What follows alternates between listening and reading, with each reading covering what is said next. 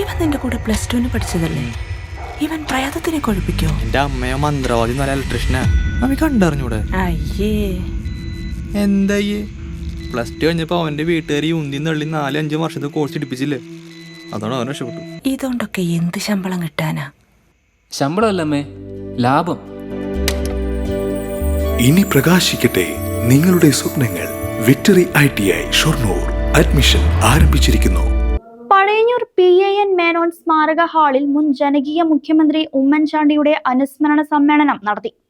ആദരണീയനായ മുൻ മുഖ്യമന്ത്രി ഉമ്മൻചാണ്ടിയുടെ 2ാം ചരമവാർഷികം പഴയന്നൂർ മണ്ഡലം കോൺഗ്രസ് കമ്മിറ്റി പ്രസിഡന്റ് PC മനോജിന്റെ അധ്യക്ഷതയിൽ Chelakkara block Congress secretary PK Prakashan ഉദ്ഘാടനം നിർവഹിച്ചു.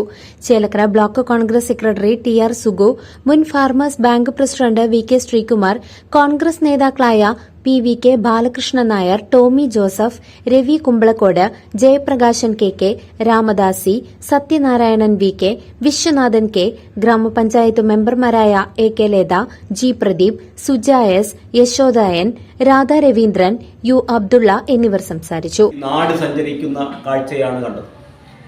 കാസർഗോഡ് മുതൽ ഉള്ള പാറശാല വരെ ഉള്ള ആളുകൾ അദ്ദേഹത്തിന്റെ മരണവേദന അറിഞ്ഞ ഉടനെ അദ്ദേഹത്തിന്റെ ഭൗതിക ശരീരം കാണുന്നതിനായി സ്വന്തം കൈക്കുഞ്ഞുങ്ങളുമായി നിരവധി അമ്മമാരും സഹോദരിമാരും വന്നു ചേർന്ന കാഴ്ചയെല്ലാം നമ്മൾ കണ്ടതാണ്.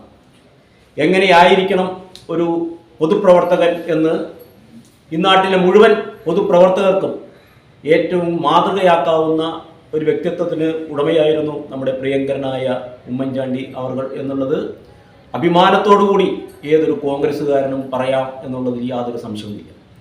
അദ്ദേഹത്തിൻ്റെ നിര്യാണം ഇന്ത്യൻ നാഷണൽ കോൺഗ്രസിന് മാത്രമല്ല ഇന്നാട്ടിലെ മുഴുവൻ ജനവിഭാഗങ്ങൾക്കും അദ്ദേഹത്തിൻ്റെ മരണശേഷം നമ്മൾ അറിഞ്ഞ വാർത്തകൾ. CCV news, Pazhayannur.